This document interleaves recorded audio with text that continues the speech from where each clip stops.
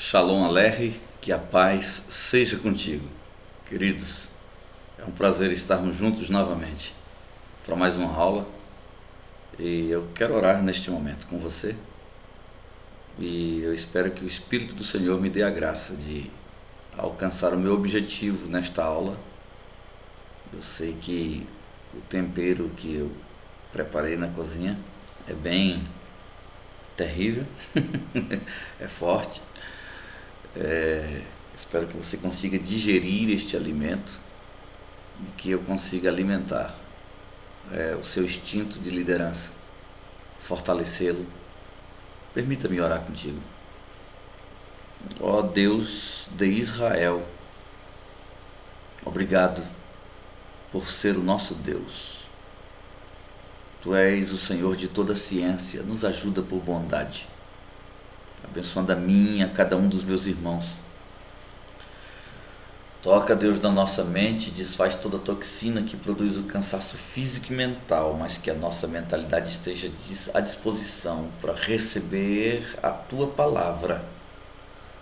Faça-nos crescer em graça e, em nome de Jesus, nos aperfeiçoa para uma liderança excelente, de acordo com a Tua vontade, ao Teu caráter, em nome de Jesus. Assim te pedimos. Amém.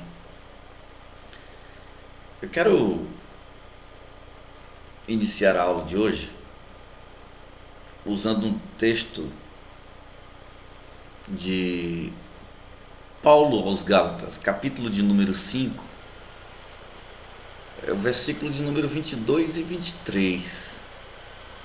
Paulo diz assim: mas o fruto do Espírito é amor, alegria, paz, longanimidade, benignidade, bondade, fidelidade, mansidão, domínio próprio. Ele diz assim: contra estas coisas não há lei. Contra estas coisas não há lei. Tá? Então, é sobre isso que nós vamos falar. Amor, alegria, paz, longanimidade, benignidade, bondade, fidelidade, mansidão, domínio próprio. Contra estas coisas não há lei. Vamos continuar falando sobre temperamentos, que é a nossa aula de hoje. Há necessidade. É provável que alguém diz assim: mas pastor, eu pensei que eu vinha para estudar e eu só ia falar sobre liderança, só ia falar de Bíblia, e eu só venho falar só de temperamento. Não, irmão, não é só de temperamento, calma. Nós vamos estudar 6 meses, agora que nós estamos saindo do primeiro mês e entrando no segundo. E nós estamos falando de liderança. Houve um tempo, não faz muito, alguém se lembra, que nossos líderes eram feitos a facão. Como assim? Desculpa a expressão. Mas era tipo, a pessoa era líder, era pastor, porque ela era dedicada, ela frequentava a igreja sem faltar culto e por tempo de serviço. Então ela aprendia a pregar, a cantar os hinos da harpa e ela era promovida líder. Certo? Mas as pessoas não tinham vivência com o estudo secular. Não, as pessoas não tinham. Há 30 anos atrás era raro nós termos um doutor dentro da igreja. E hoje num curso aqui tem vários. Entende? Se você pastoreia uma igreja com 100 pessoas, existem vários acadêmicos entre eles. E se não tem formados, mas tem uns que estão estudando e se formando. E hoje já tem um menino de 16 anos, né? Ainda mais se for nerd, né? Eu me dou bem com os nerds.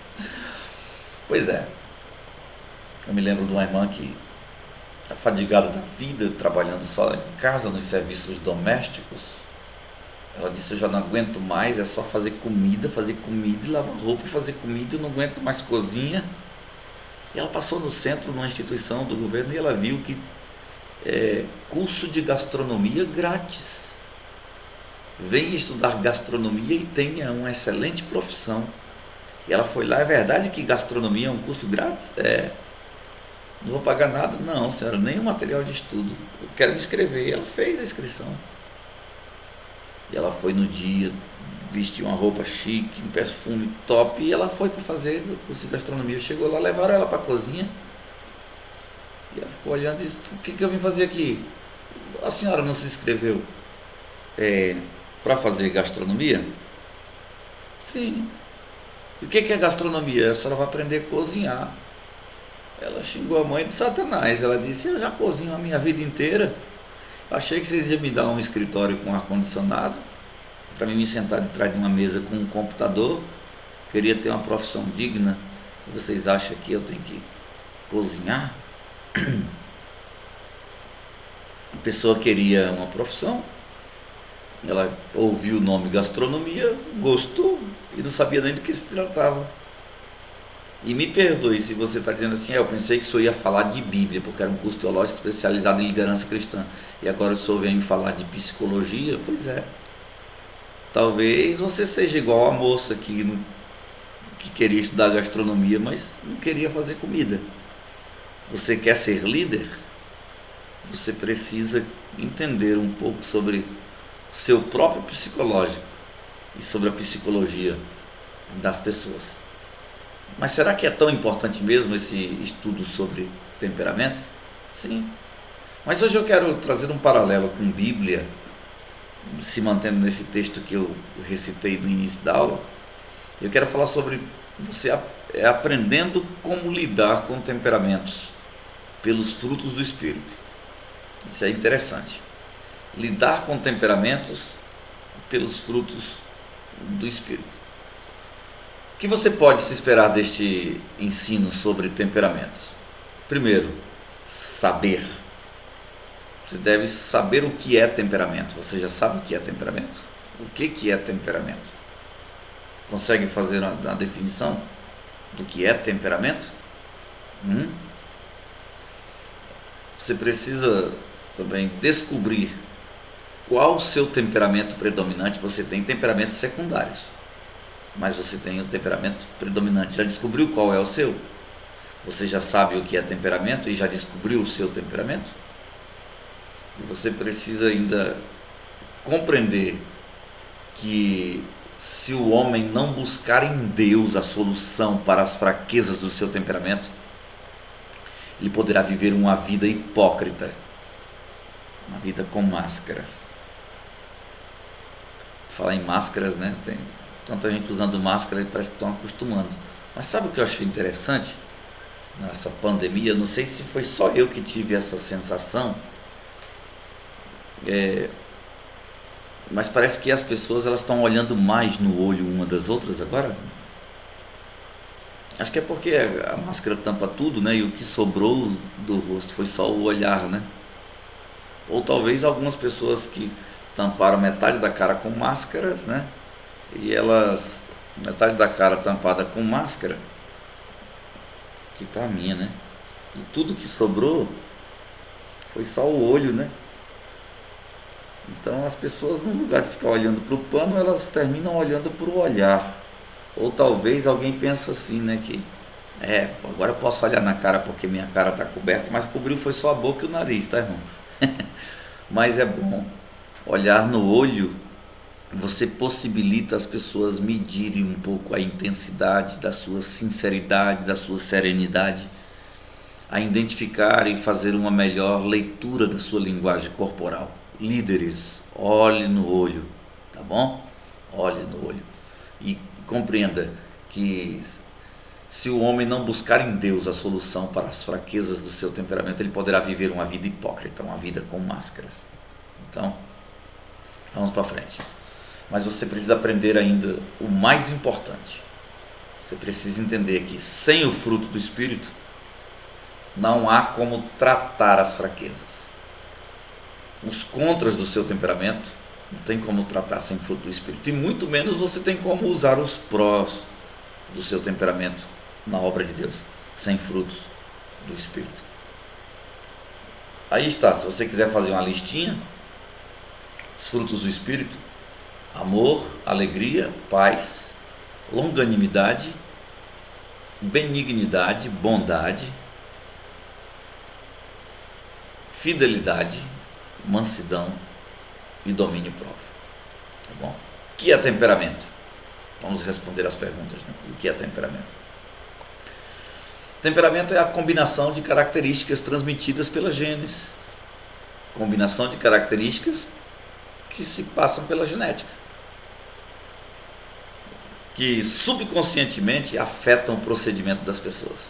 As pessoas são afetadas por... o procedimento é afetado por causa dos temperamentos. Tá bom? Então, temperamento não é o mesmo que caráter e também não é o mesmo que personalidade. Nós já falamos isso umas 3 vezes e ainda falaremos mais sobre caráter e sobre personalidade. O que é o caráter? O caráter é o verdadeiro eu.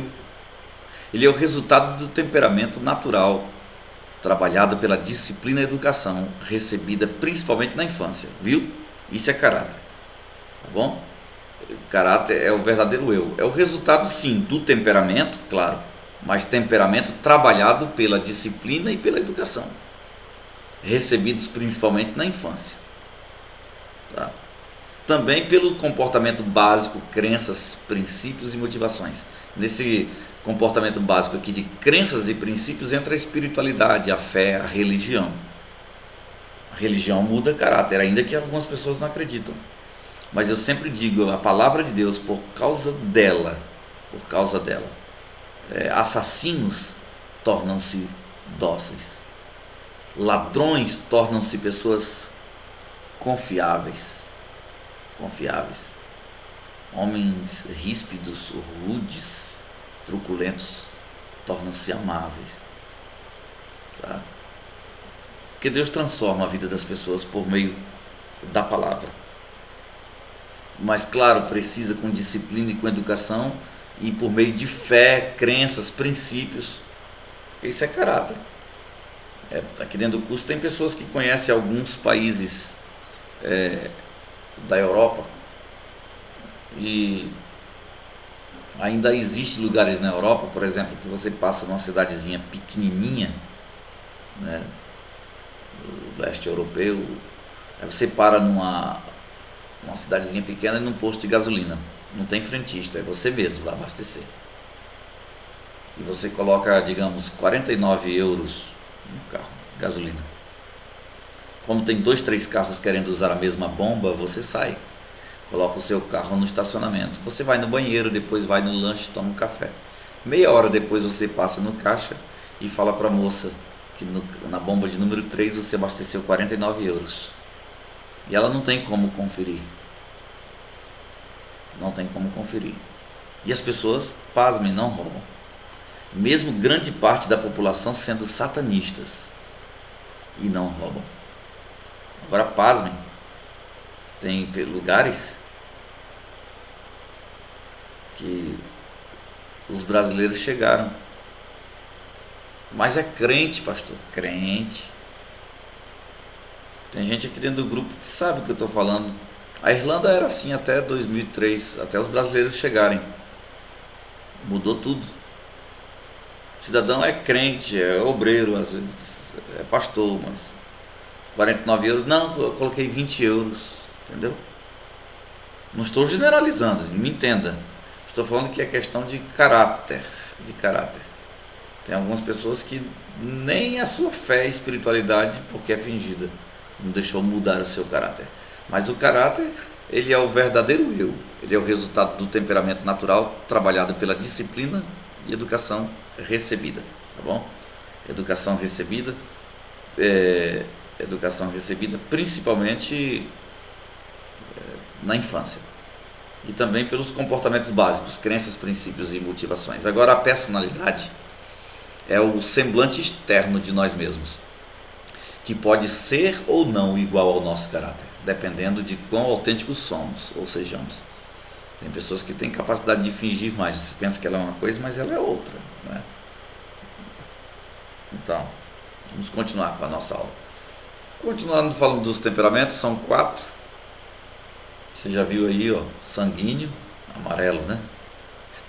Extrovertido aí. Colérico, vermelho, é o raivosinho, né? Fleumático, é o verde aí, meio indiferente, né? O melancólico, aquele introvertido, amuado, azulzinho, né? Vamos lá. 4 temperamentos. Veja bem, nós vamos aos prós e contras de cada um. Pastor, mas nós já falamos isso na aula passada. Vou falar agora de uma forma mais aguçada, de uma forma mais apurada, tá bom? Mas você precisa se lembrar que cada contra do seu temperamento possui um fruto do Espírito como solução. Basta buscar de Deus. E também cada pró também pode ser usado na obra de Deus de maneira especial. Tá bom? Aí tá. É nós. Sanguíneo, né? Sanguíneo é extrovertido ao extremo, ele demonstra as reações. Bem, os prós do nosso temperamento sanguíneo, eles são pessoas amistosas, são pessoas afetuosas, tá? São pessoas compassivas, terno, né? Se você precisar, pega um dicionário aí. Altamente compreensivo, tá? Forma amizades facilmente, extremamente bem-humorado, a tal ponto de alegrar qualquer ambiente em que esteja. Faz piada até em velório, né, irmão? Meu Deus do céu. Esses são os sanguíneos.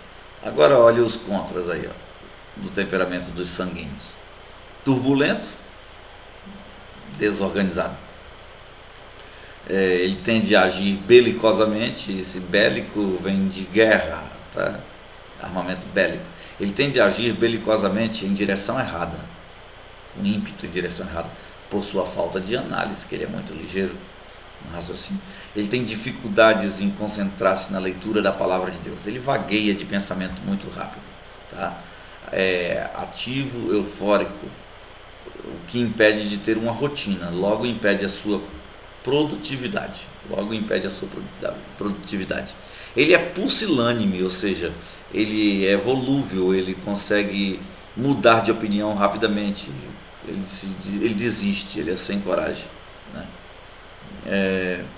Ele é indisciplinado. E o tipo sanguíneo gosta das pessoas e depois as esquece. É uma coisa que nós precisamos lutar muito como sanguíneo, para não entristecermos as pessoas, porque somos amigos enquanto estamos perto, partimos por outro lugar, fazemos um novo vínculo de amizade, e não que nós perdemos aquela amizade do passado, mas naturalmente parece que a gente se desliga delas. São amigos, mas quando precisar vamos procurar, entende? E às vezes isso é contra nós, não é pró, é contra. O tipo de sanguíneo, ele gosta das pessoas e depois as esquece, tá? Então, o sanguíneo, ele deve buscar o fruto do Espírito. Qual o fruto do Espírito? Paz, que ele é agitado, tá? Ele deve buscar benignidade, tá? E longanimidade, que é a paciência, que ele tem pouco. Domínio próprio, em negrito aí, ó. Domínio próprio, negrito. Ou seja, precisa buscar domínio próprio. Precisa de paz, de benignidade, longanimidade, mas o domínio próprio é o principal, tá bom? Para os sanguíneos. Olha o colérico, né? Essa pessoa é enérgica, tá? Vamos aos prós do temperamento do colérico. Os coléricos, eles são determinados em seus projetos, que são projetos completos de significado, tá? Esses coléricos, eles são audaciosos, eles são naturalmente corajosos, eles são práticos e eficientes na hora de tomar decisões rápidas. Se deixar, ele toma decisão até pelos outros, tá? Ele é líder nato, ele é ousado, tá bom? Aí está a sua característica principal, está em negrito, líder nato, ele é ousado. Ele é otimista, visualizando apenas o objetivo e não as dificuldades que poderão surgir no caminho. Ele tem alta capacidade de organizar, de direcionar, de produzir, de motivar, de exortar, viu? Vamos falar aqui dos contras, né, no temperamento do colérico. Olha os contras. Violento. A ira é uma de suas fraquezas principais, que o tornam insensível à compaixão cristã. Vingativo, o que o torna uma pessoa indesejável ao convívio. Por exemplo, uma pessoa colérica, todos na rua conhecem quem é o vizinho gritão, o vizinho que briga, o vizinho que bate, o vizinho que xinga todo mundo, até a mãe de Satanás. Não sei nem se Satanás não tem mãe, né? Pois é, mas o colérico dá para perceber na vizinhança facilmente. E é uma pessoa indesejável ao convívio, por causa do seu temperamento. Ele é cruel, a ira e rancor lhe dão vestígios de crueldade, tá bom? Impetuoso. O seu temperamento determinado pode levá-lo a iniciativas das quais ele arrependerá posteriormente, apesar que será tarde, né? Mas é difícil demonstrar aprovação, o que lhe cria problemas até no casamento, quando acresce a sua dificuldade à crítica, mordaz e declarações cruéis. Então, ele vai ter problemas no casamento, porque ele é impetuoso, seu temperamento determinado, né? Ele toma decisões que ele pode se arrepender depois, mas tardiamente, né? Ele é difícil demonstrar aprovação, ele tem medo que se a pessoa produziu bem, ele tem medo que se ele elogiar, a pessoa vai regredir no lugar de progredir. E isso dificulta no casamento, porque é só crítica, acrescido a uma dificuldade de crítica, mordaz e declarações, porque quer mais produção, é um problema, tá?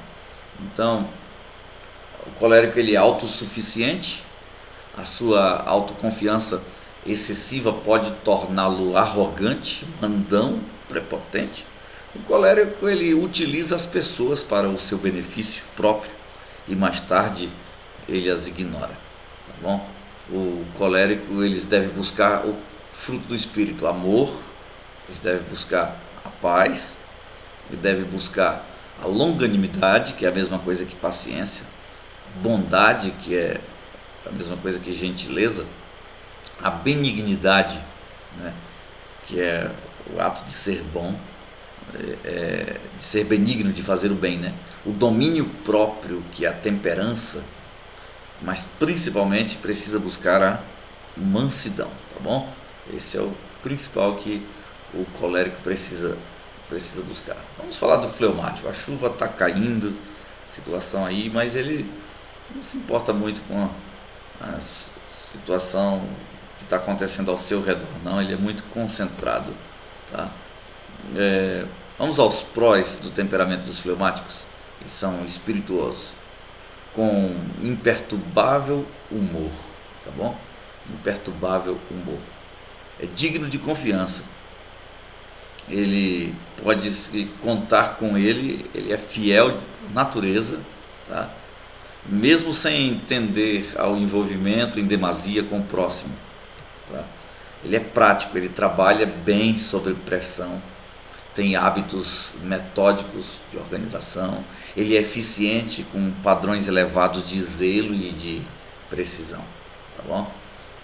Mas tem os contras, ele é moroso é lento, ele é indolente, ele é apático, ou seja, ele não, insensível para sentir o sentimento do próximo, tá bom?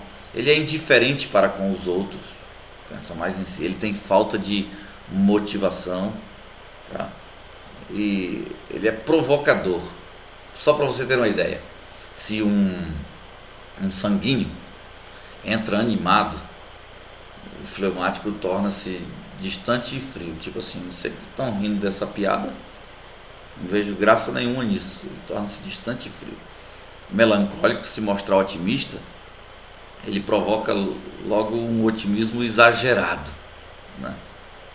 Se o colérico se aproxima repleto de planos, é um prazer requintado para o fleumático jogar um balde de água fria em seu entusiasmo. Meu Deus, esses são os fleumáticos. Egoístas e obstinados. Com o passar dos anos, o seu extremo egoísmo se acentua porque torna-se uma defesa. Opõe-se obstinadamente a qualquer espécie ou mudança. Mas ele é indeciso. O fleumático analisa as pessoas com indiferença desdenhosa, né? Desdenhosa. Me lembro um dia, eu fui trabalhar e eu fui pedir emprego na rádio e o diretor era fleumático. E eu, feinho, irmão, se você acha que eu era feio é porque eu sou feio, porque você não conheceu o meu passado. Eu me acabava em dente e orelha, mas eu tinha uma voz que fazia inveja em muitos homens. E eu fui lá pedir emprego para ele. Aí ele falou assim, mas você quer trabalhar aqui na rádio? Eu falei, quer trabalhar de quê? Eu falei, locutor. Ele olhou para mim do pé à cabeça e disse assim, você é locutor? É? Desprezou. Aí ele me dispensou, disse que não tinha. Depois ele disse assim, bicho, volta aqui, faz um teste aqui, se tu for bom ninguém vai te jogar fora. Mas o fleumático, ele analisa as pessoas com indiferença e com desdenha, entendeu? Eu sofro muito com isso, né? Porque quando fala salmão, a pessoa já pensa logo num cara moreno de 2 metros de altura, salmão nobre, né? Ah, meu Deus do céu. Quando fala pastor, eles pensam. Aí chega esse tampinho de 1,5 m, né, irmão? Só Jesus. E é o sanguíneo que faz esse tipo de comentário, que outro temperamento não faria. Vamos lá. Fleumáticos devem buscar que frutos do Espírito? Primordialmente, devem buscar o amor, que eles têm pouco, né? A bondade, a docilidade, temperança, virtude que modera os desejos, né? O domínio próprio. E precisa buscar também a fé. Ele ainda deve buscar a alegria e a bondade. E os melancólicos, que precisam de autoestima, melancólicos, ele tem muita coisa boa. Os prós dos melancólicos, ele é sensível, ele medita com ponderação, serenidade sobre as suas emoções. Os melancólicos são perfeccionistas na imposição a si e aos outros de um elevado padrão de qualidade. Melancólicos são analíticos, ou seja, caçador de detalhes e de problemas de problemas latentes num projeto. Ninguém vê, mas ele consegue ver as dificuldades, tá? Então, mas ele é amigo fiel, ele daria a sua vida pelos poucos amigos que tem, ele é abnegado, devotado, dedicado na execução de qualquer trabalho, tá bom? Esse é o melancólico. Mas olha os contras do melancólico: egocêntrico, egoísta, ele é o centro de tudo, está sempre a dissecar as próprias emoções numa eterna autoanálise que tira a naturalidade e levam a condições mentais mórbidas. Pois é, para você ter uma ideia, ele desenvolve até hipocondria, ele é hipocondríaco, ele exige tanto de si mesmo que ele acha que ele deve ser dedicado ao exercício físico, à alimentação correta, e se ele não faz isso, ele desenvolve doença psicossomática, hipocondria, ele passa a sentir sintomas que nem existem, tá? Sentimentos estejam sempre à flor da pele, né? Desconfiado, em casos agudos ele pode apresentar mania de perseguição, misericórdia. Ele é pessimista, ele tende a procurar os problemas de um projeto, que normalmente lhe pesam bem mais do que o esforço conjunto para vencê-lo, tá? Ele olha mais as dificuldades do que a benção. Ele é inseguro para tomar decisões, mas é porque ele não deseja cometer erros, né? Ele pensa bastante, ele é crítico, ele tem a tendência de ser inflexível com relação ao que espera dos outros e não consegue aceitar menos do que o melhor por parte deles. Para você ter uma ideia, muitos casamentos de melancólicos, né, pelo fato de serem perfeccionistas, fracassam, porque, digamos, suas esposas atingem só 90% do que eles esperavam. E essa pequena parcela de 10% de erro, eles tendem a amplificar, ou seja, supervalorizar as situações. Complicado. Pois é. Ele é tão crítico para consigo mesmo como para com os outros. É caprichoso. É o temperamento que manifesta maior alteração de ânimo. Tem fases raras de euforia exuberante, as quais se seguem uma fase sombria. Tá? Só para você ter uma ideia, aqui está um gráfico do que seriam as alterações do ânimo de um melancólico. Ó. Uma hora está lá em cima, mas desce lá embaixo e sobe lá em cima de novo, né? Olha só, está no alto, desce lá embaixo, está lá no alto de novo. E pode ser o contrário também, tá? Pode ser o contrário. É possível que essa pessoa esteja mal, digamos, meio-dia, o humor, aí conversou com alguém por telefone, 3 da tarde, melhorou, mas quando chega às 5 da tarde está jururu de novo. Porque tem essas alterações de humores, né? Ainda tem tendência a ser vingativo nos melancólicos, porque tem dificuldade de perdoar. Embora pareça calmo, sossegado, ele pode carregar dentro de si um ódio turbulento. Pode ser que jamais o ponha em prática, como o colérico, mas ele pode alimentar esse ódio vingativo por muitos anos. Isso eu tirei de um tratado de psicologia, Janela Killer, Janela Assassina, né, de Auguste Cury. As pessoas aborrecem os melancólicos, mas ele as deixa seguir os seus caminhos tortuosos. Isso é um pouco diferente do colérico, né? Que é quebrar o pau. Os melancólicos, eles devem buscar que frutos do espírito? Primordialmente, domínio próprio, autocontrole, temperança. Mas ele precisa buscar amor, precisa buscar alegria, fé, né? Porque o povinho pessimista precisa buscar paz, porque ele tem essa turbulência interior. Bondade, porque ele é muito egoísta, né? Tá bom?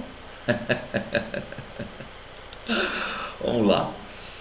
Veja agora alguns passos que ajudarão você a controlar o seu temperamento. Por falar em controlar temperamento, tem gente que já assistiu a primeira aula e está lutando, já conversaram comigo, lutando para identificar qual o temperamento. Eu acho que eu tenho os 4, pastor. Tem gente que fala, não, você não tem 4 temperamentos. Você pode ter resquício dos 4, mas você tem um predominante. Agora, o problema maior para identificarmos o temperamento, principalmente aqui dentro, nós estamos falando com líderes, são pessoas crentes, a maioria delas já tem temperança, domínio próprio, outras estão buscando o fruto do Espírito e cada dia vamos nos aperfeiçoando. Então a gente começa a adquirir as características dos outros temperamentos, porque nós vamos nos confrontando. Por exemplo, um melancólico, ele tem uma dificuldade tremenda de falar em público, mas ele quer liderar, ele quer fazer a obra de Deus, ele começou a se confrontar e às vezes ele já é até pregador, mas ele é melancólico. Entendeu? Então, o fato de você ser crente e servir a Deus, então já está se confrontando.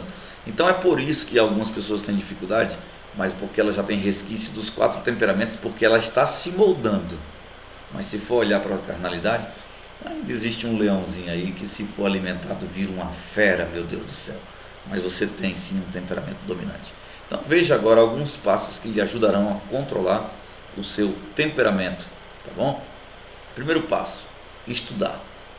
Compreender os pós e os contras dos temperamentos. Você já descobriu qual é o seu temperamento? Você já sabe os pontos positivos do seu temperamento? Você já sabe os pontos negativos do seu temperamento? Estude sobre o temperamento. Sobre o seu temperamento e sobre o temperamento de outras pessoas. Então agora você vai vigiar e orar por você e pelos outros. Terceiro passo, enchei-vos do Espírito. Que seja constante a sua oração. Essa semana eu aprendi uma oração linda, que dá para orar em todo tempo, né? Mesmo pregando, mesmo conversando com outras pessoas. É pedir ao Eterno, dá-me mais de ti, toma mais de mim. Peça unção e peça poder. Dá-me mais da tua unção, dá-me mais do teu poder. Não é a mesma coisa, unção e poder? Não. A unção é a própria essência de Deus. Peça da essência de Deus. Agora, o poder é a sua manifestação em ação. Tá bom? Então, peça mais de Deus, entregue mais de você. Peça unção, peça poder, seja cheio do Espírito Santo. Então, estude, vigie e ore, seja cheio do Espírito Santo. E o quarto passo é meditar e estudar a palavra de Deus. Medite na palavra. Pense na palavra. Pense na palavra. Tá? Vale a pena pregar a palavra. Mais do que isso, viver a palavra, praticar a palavra. Porque se você meditar e estudar a palavra de Deus e praticar a palavra, eu estava falando que o nosso temperamento ele pode, na infância, ou por questões de princípios, tá, ou de valores religiosos, espirituais, É possível moldar o temperamento, moldar o caráter, moldar a personalidade. Eu disse nessa aula que, por causa da palavra, ladrões se tornam confiáveis, assassinos se tornam pessoas amáveis, adúlteros se tornam pessoas puras. Porque Deus, mais do que nos perdoar, Deus nos justifica. Sabe o que é justificar? Por exemplo, é Lamentações capítulo 3, né? Acho que vai estar a partir do versículo 24, que diz que Deus toma os nossos pecados e Ele lança para trás de si nas profundezas, e dos nossos pecados Ele já não se lembra mais. Ele nos justifica. Só para você ter uma ideia, o menininho brincando na frente da casa, aí ele pega uma pedra e quebrou a vidraça. O pai chegou e viu aquela cena. Podia dar uma surra, né? Mas o pai se abaixou com o dedo em riste, colocou no nariz e disse: dessa você vai escapar. Não faça mais isso. Essa você vai escapar. O menino até chorou, porque tremeu na base. Merecia uma peia. Mas aí o pai vai lá e troca o vidro, coloca vidro novo, ainda pega uma vassoura e varre ali o lixo e cata os cacos de vidro. Mais tarde lá vem o filho da vizinha. A gente sempre diz que o filho da vizinha é o capetinha, né? Misericórdia. Aí vem o filho da vizinha com a bicicletinha. Ô seu fulano, fala pro pai assim: você viu o que seu filho fez? Aí o pai já fica chateado, fofoqueiro. O que meu filho fez? Ele pegou, você não viu não que ele tacou a preda e ele quebrou o vidro? Aí o pai olha assim e diz assim: onde você está vendo o vidro quebrado aqui, menino? Vai cuidar da sua vida, seu fofoqueiro, vai embora para tua casa. Sabe o que é isso? Ele justificou. Quando ele colocou o dedo em riste e disse: dessa você passa, não faça mais isso. Isso é perdão. Agora, quando ele quando ele trocou o vidro e limpou os cacos, ele justificou. Está inventando conversa aqui, rapaz? Vai para sua casa. Pois é. Então vale a pena meditar na palavra de Deus, porque ela molda o nosso caráter. E Deus até nos transforma de glória em glória pela palavra, a ponto de alcançarmos a estatura de varão perfeito. Estatura de varão perfeito. Características especiais. Características especiais. Nós devemos ser cheios do Espírito Santo. Quando eu digo características especiais, eu preciso que você entenda que cada temperamento apresenta algo único dado por Deus naturalmente. Algo único dado por Deus naturalmente. É como um especial. Cada um pode ser treinado, aprimorado e pode ser usado para a obra de Deus, mas infelizmente também pode ser usado para fins malignos, egoístas e eu diria até diabólicos. Mas que cada temperamento tem um ponto forte, um ponto especial. Só para você ter uma ideia. Por exemplo, sanguíneo. Aí, ó, apontando para um quadro, está dando aula, não tem nada escrito, mas ele consegue, como se você fosse ver a cena que ele está explicando. Então, sanguíneo são bons de improviso, né? Bons de improviso.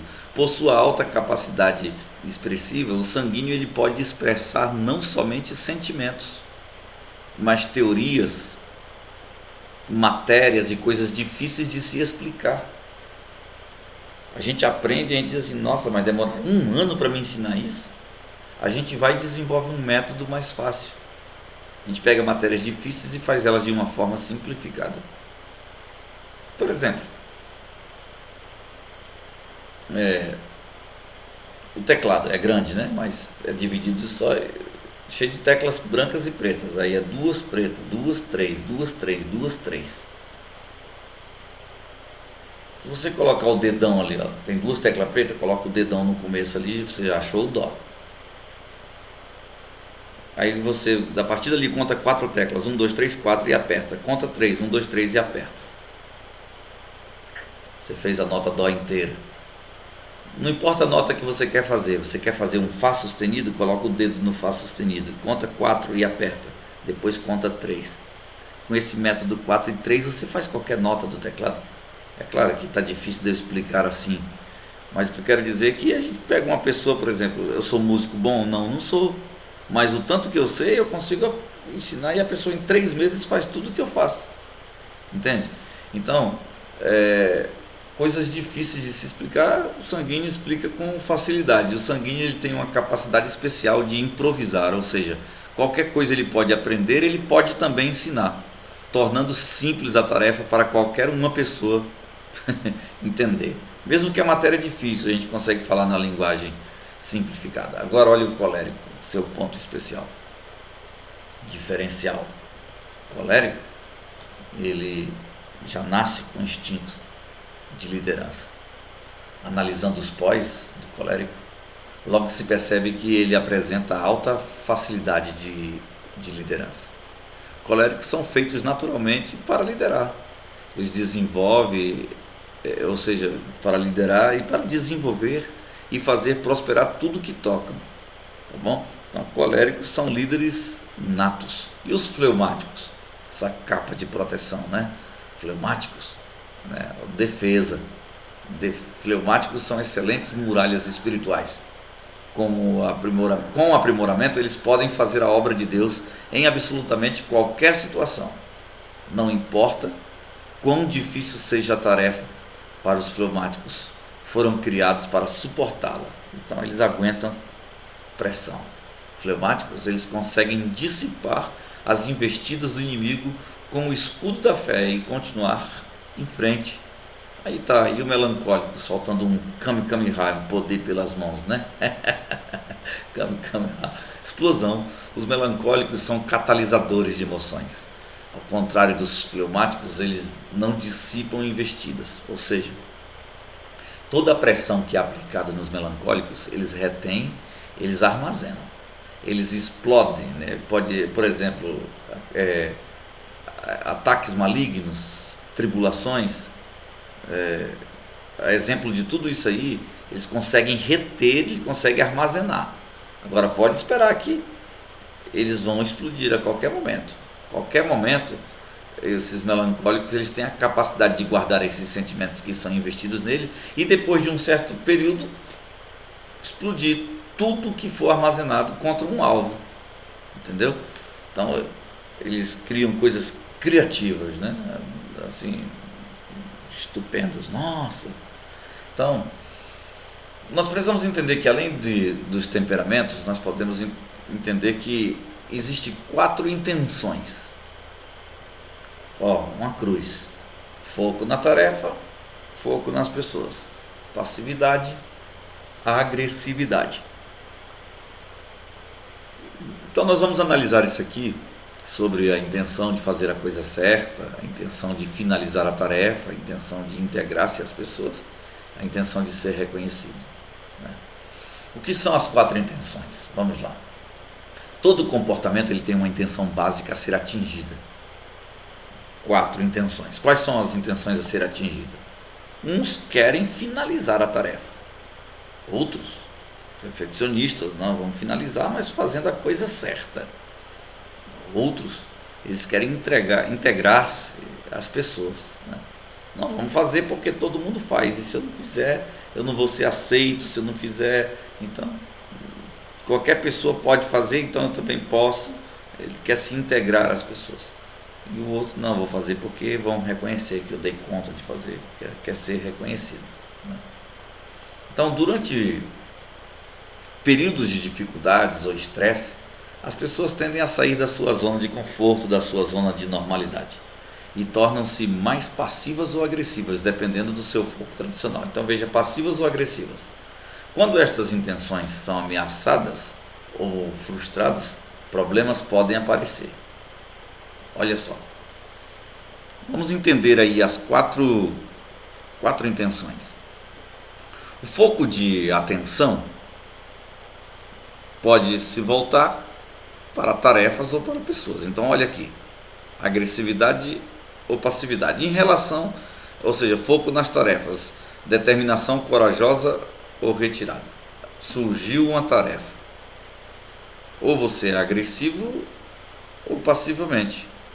Se você for agressivo, você está determinado e corajoso, vai fazer. Passivelmente, você vai se retirar. Não dou conta de fazer. Pois é, isso é foco na tarefa. Agora com foco nas pessoas. Ou brigando, ou se submetendo. Entendeu? Ou brigando, ou se submetendo. Agressivamente ou passivamente. Pois é. Falando de temperamentos, olha essa frase. Para nós terminarmos. Só o poder da palavra de Deus. Só o poder da palavra de Deus é capaz de transformar um indivíduo irado e sarcástico em um ser amoroso, um ser compreensivo, em um ser generoso, em um ser dócil.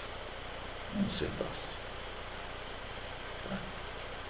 Então, a palavra de Deus. Me perdoe por ter colocado a palavra de Deus aí com P minúsculo. Mas o poder da palavra de Deus é capaz de transformar um indivíduo irado e sarcástico em um ser amoroso, compreensivo, generoso e dócil. Nós ainda falaremos mais sobre temperamentos e terei que falar ainda sobre caráter e personalidade. Mas no meu cronograma eu tenho uma aula só para falar sobre a ira, a raiva. É pecado você se enraivecer? É pecado você se irar? Não. A Bíblia diz: ireis, mas não pequeis. O problema é o que você vai fazer com a raiva. Em nome da raiva, lideranças estão desacreditadas. Igrejas estão algumas esvaziando. Pessoas trocam de ministério. Em nome da raiva, pessoas abandonam as suas posturas, suas posições, suas funções. Pois é. Vamos ter uma aula exclusiva sobre isso. Esse assunto é complexo. Eu sei que você vai me achar chato. Eu fiz de uma forma mais resumida, porque eu queria que você repetisse a leitura desta aula, tomando anotação de tudo. Identifique o seu temperamento. Mas para identificar o temperamento dos outros, você precisa decorar os pós e os contras de todos os temperamentos. Bom, permita-me orar contigo. Senhor de Israel, Tu és o Deus de toda ciência. Sabemos que Tu ensinastes a sabedoria a ser sábia e ela foi a sua primeira aluna. O Senhor pode nos abençoar. Ó Deus, nós sabemos que desde o princípio Tu abençoou a mentalidade dos judeus e que eles usam um pouco mais do que os outros, o seu cérebro. Ele usa a maior parte dos seus neurônios. Ajuda-nos por bondade. O adágio popular diz que brasileiros não desistem nunca. Não permita que nós venhamos ser pusilânimes. Ajuda-nos a chegar até o fim desse curso sem desistir.